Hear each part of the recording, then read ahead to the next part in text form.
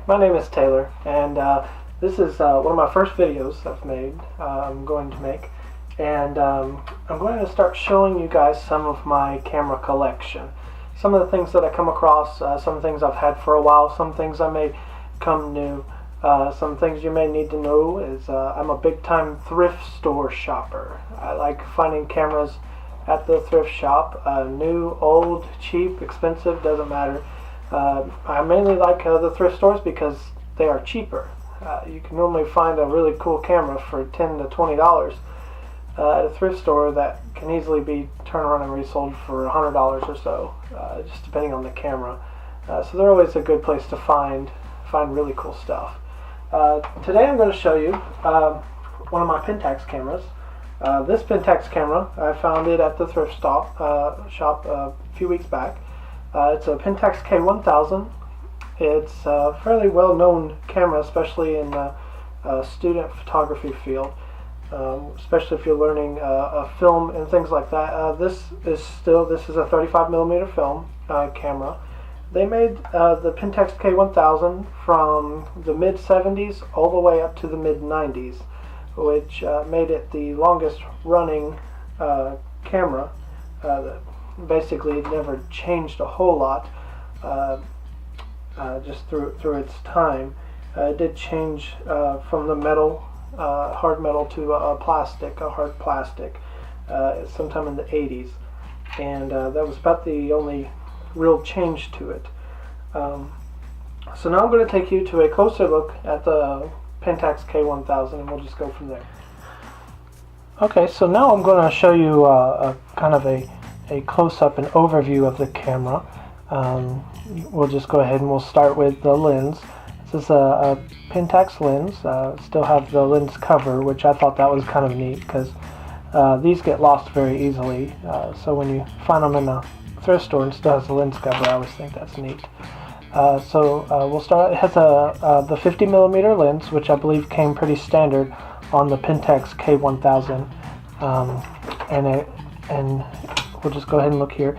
So here's your focusing ring. So you can focus. You can see the numbers. It's showing how many feet to set it to if you want to set it that way. If you measure and focus in that way. Right here's the ring where you control your f-stops. So you can go all the way from f22 all the way to f2.8. And so that's a pretty good lens as far as what I could tell. I've taken a few test shots and I've really enjoyed using it. I've just started getting into the film photography, so it's really neat kind of learning this.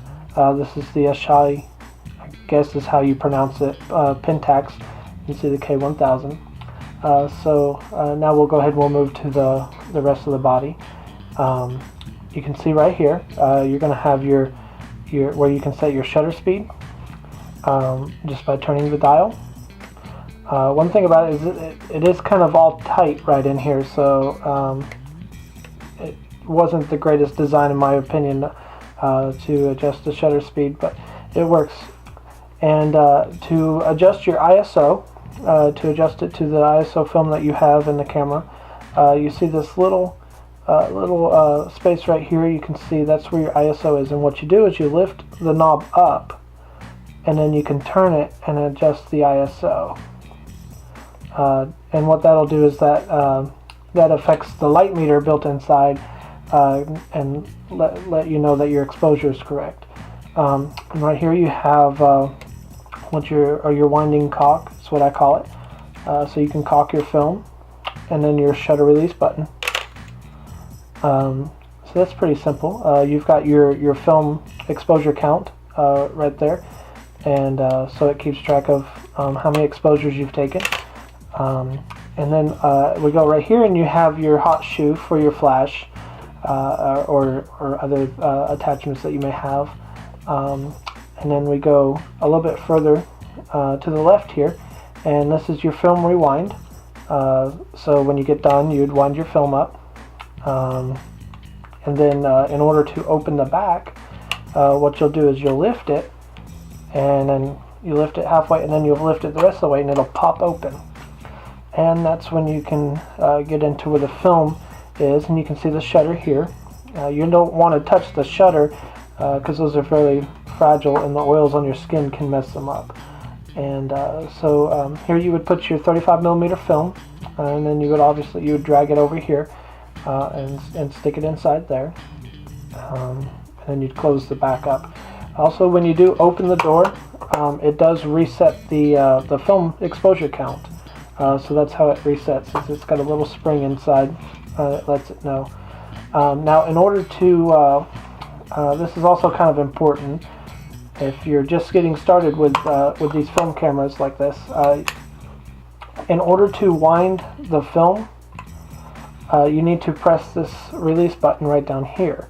Otherwise, your film won't wind, and you can mess up your film if you try too hard, as I did my very first time, just trying to understand it. So you would press the button, and then that would allow you to wind the film. I'll show you back in here again. This right here, when it's there, it's locked into place now. So this is locked. So when you go to wind your film, it won't roll until you either wind that, and obviously it rolls the single direction, or until you press that and it releases that. So now it'll roll freely, and that allows you to wind it back up into the canister. So that's the inside. The shutter speeds go all the way from 1/1000th of a second all the way to a bulb mode. So you can spin it all the way to bulb mode. And if you don't know what bulb mode is, I'll show you on the inside. It's basically however long you hold the trigger down, the shutter down, is how long the shutter is going to stay open. So also right here you'll see that there is a battery that goes in here. This is a little button type battery, kind of like a watch battery, and the camera itself does not need any kind of power to take photographs. The only thing it needs power for is the light meter. If you needed the light meter, most of us do use it quite often. It's kind of nice, but you don't actually have to have it to take photos, which that is really nice too, to not have to worry about that. This, I don't know how long the battery's been in here. I bought it at the thrift store, and the battery still works just fine. I've heard that they'll last years. So that just unscrews and you put the battery in. Okay, so that's pretty much the overview of the Pentax K1000.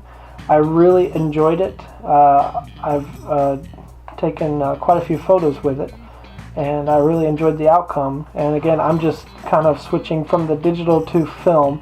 I'm not going to throw away my digital cameras just yet, but this is kind of a neat learning curve to photography. So I hope you enjoyed this. Until next time.